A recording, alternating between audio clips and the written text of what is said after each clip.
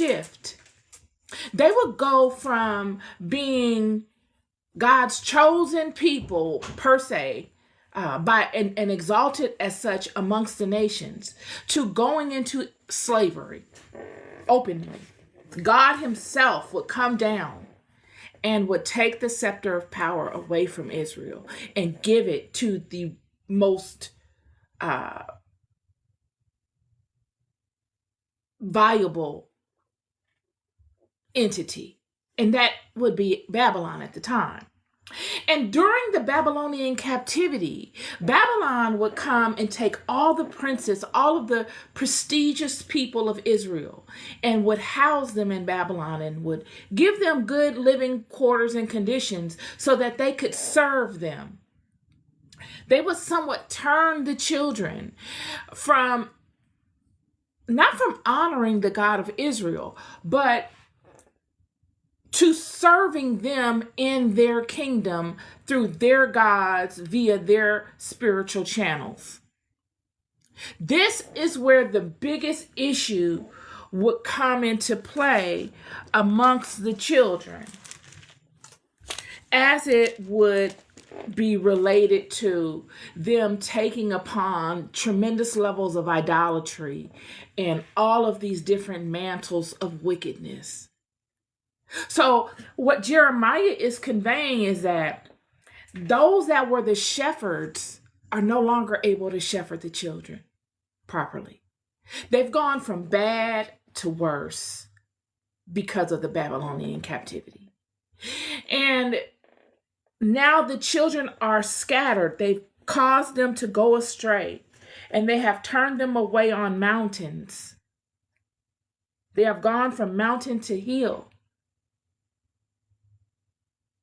They have forgotten their resting place. We're going to speak to this mountain component in the future Bible study, because this is symbolic to something as well. These mountains that we see all across the world were once many nations and many systems believe other things. They're not just mounds of dirt, that they are a remnant of something greater. So this particular scripture is symbolic to a larger perspective. So we understand that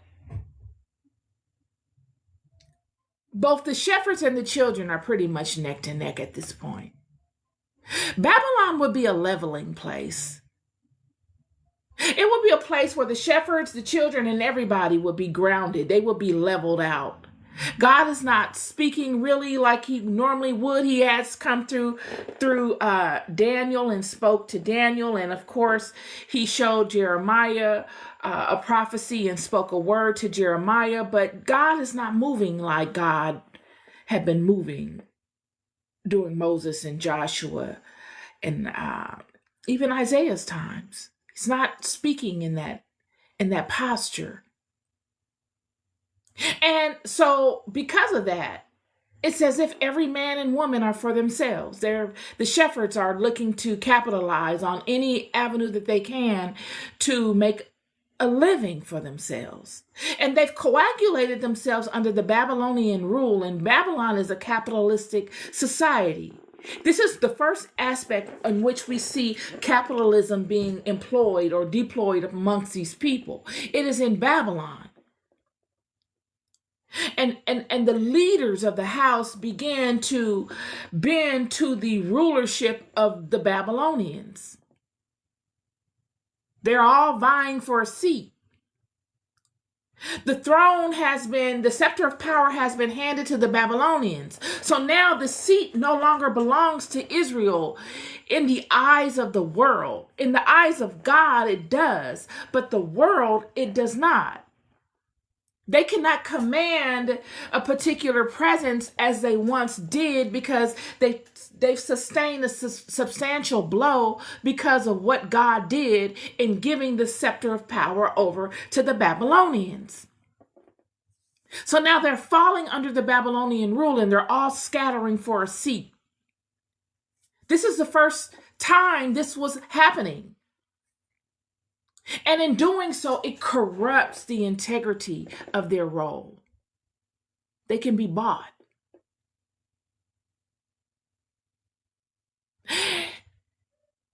How do I know this? Well,